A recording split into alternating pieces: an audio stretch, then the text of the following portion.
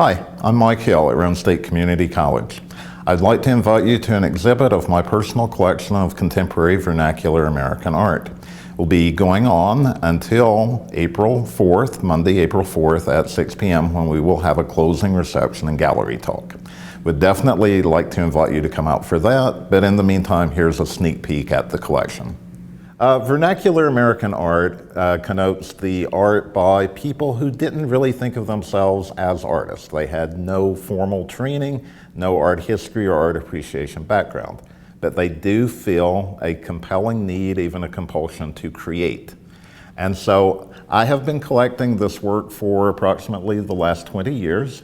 It is a genre within the field of folk art, but these are not your typical folk artist. They are not producing quilts or pantry boxes or trade signs. Instead, they are producing what art historians call gratuitous art, art that serves the purpose of pure expression. And the work you see on this wall is by Mose Tolliver, who signed always Mose T with the backward S. He began painting following a traumatic event. A crate of marble fell from a forklift, crushing his legs, and he took up painting soon after that.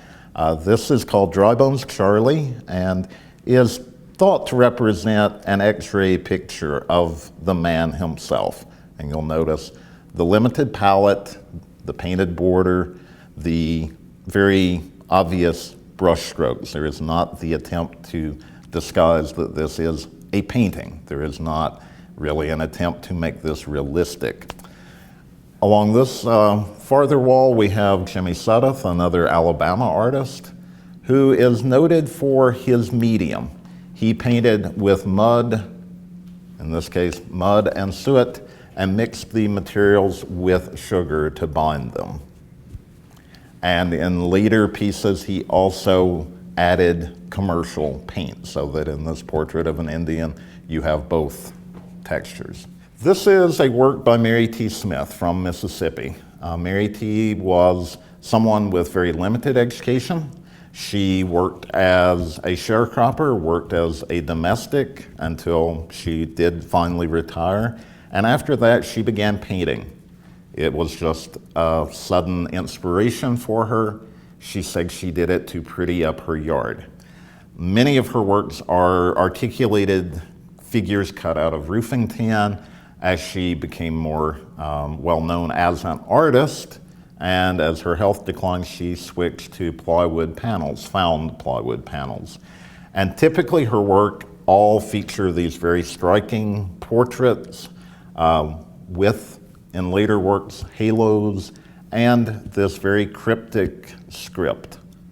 While Mose Tolliver, Jimmy Sudduth, Mary T. Smith did not really have a sense of a political or socially informed agenda for making their art, Purvis Young from Miami did. While serving a prison sentence for robbery, he discovered the Wall of Respect, which was created in 1967 as a communal mural depicting Black heroes. His own neighborhood in Miami had been decimated by interstate construction, and he tried, following his release from prison, to document the life of the community, the people who were still there, but also the people who had been displaced. And he worked with found materials, and he developed an iconography of symbols, one of which is the angel. And another would be the crowd scene, and of course, they're very abstracted figures, very elongated. His style is often referred to as calligraphic because it looks like script. And this is a great example of his use of found materials, taking what are third grade vocabulary cards, gluing them together, and using that as his support for his image. And it creates a wonderful interplay between these arbitrary words and what's going on in his neighborhood. I think it forces us to think, okay, what role does education play in these people's lives? What meaning does it have? Is it, by and large, when this is the reality, just arbitrary words with no real meaning? Similar to Mary T. Smith, who created what's known as a yard show with her portraits in her yard to pretty it up for the Lord, Louisiana artist David Butler felt compelled to create 10 cutouts and paint them in very bright hues and place them in his yard. He once said that he wanted color throughout the year and flowers would just wither and die. It's also felt that he was using them as charms to ward off negative forces in the world. A lot of critics have connected his shapes and his color patterns and symbolism, such as the open circle, to a lot of West African religious practices. This piece is by Alabama artist Lonnie Holley. He carved it out of industrial sandstone, which is not actually sandstone, but sand that has solidified, used in cooling molten metals and steel foundries, and it was just being discarded. He is very interested in reclaiming discarded items and repurposing them. He first took up art following a traumatic event. A niece and nephew died in a house fire, and he tried using this material to carve tombstones for them. He has since branched out into paintings. You can tell that he's clearly someone with a very well-defined sense of profiles, human profiles, and the more you look at a piece like this, the more you see all of the various faces embedded within it.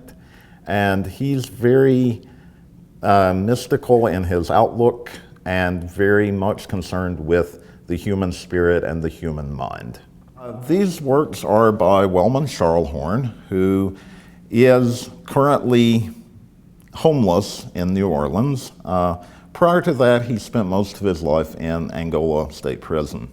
He began drawing in prison as a way to liberate his mind, even if he was physically incarcerated. And you'll notice that two of these are on manila folders. This one is on a manila envelope that has been deconstructed. He used the materials that he had at hand. And he has, just like all the other artists in this collection, a very distinctive individual style that he constructs some amazingly detailed, almost surrealistic architectural drawings. This one clearly does, with the spires, resemble a church or a cathedral, but you'll notice the circles and the closed doors, and in this instance, this ornamental detail that turned them into faces. And of course, with the red carpets coming out, we might even think of tongues protruding. In this, we see another recurring figure, this serpent or dragon-like figure, and the trademark of a clock. That, as he said, you're very conscious of time when you are imprisoned, when you're serving time, and also that the clock makes you think of what you did before that has now cost you your precious time of freedom. The serpent, lots of critics think that this represents some inner force, something that would tempt you to commit a crime. I would say it could easily stand also for the external forces, that here is a young black man who is in a dispute over someone about what he should have earned for cutting her grass. He then goes to prison for over 20 years for extortion. That these could be external forces operating against him, depriving him of his time. And this one is a little bit more elaborately drawn with what looks almost like a series of false walls, and that may be it, that we can't really tell what is a solid wall, brick apparently, and what is merely a boundary that's put up in your way. And as with the other, we have the closed doors and the clock. We've all heard the old cliche that beauty is in the eye of the beholder, and maybe nowhere is that more obvious than with the works in this room. While the artist I've been discussing did define themselves as artists and not as just people making utilitarian objects. We should also think about folk art generally, utilitarian objects that served a practical purpose, but that are crafted in such a way that they show a real individual vision. And I'm including a few works from that category in this exhibit just to provide context for some of the gratuitous art. This is a piece that has been passed down in my family. It was created by my uncle Eugene, who was better known as Noonie. He worked in the commercial peach orchard in Rockwood in the 20s. I suspect he also stole several bushels of peaches because he made peach brandy for sale on the side, in addition to being a shade tree barber and tattoo artist. But this is the family's medicine chest. And it is crafted, I would think, out of fruit crates and usually found materials.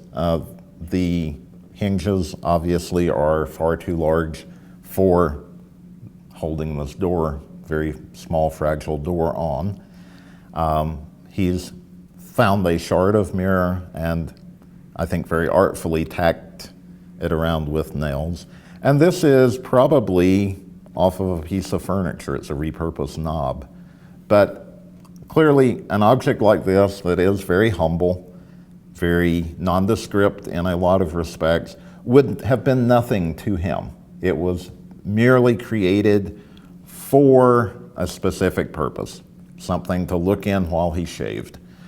But with our broader perspective, and it's informed by scholarship and exposure to art in its many various forms, we can see this really as an object of great beauty. So, as I mentioned earlier, we will be doing a gallery talk and a closing reception on the night of April 4th at the O'Brien Art Gallery on the Harriman campus at 6 p.m. We'd really love to see you out that night. There will be a more detailed discussion of each piece in the exhibit.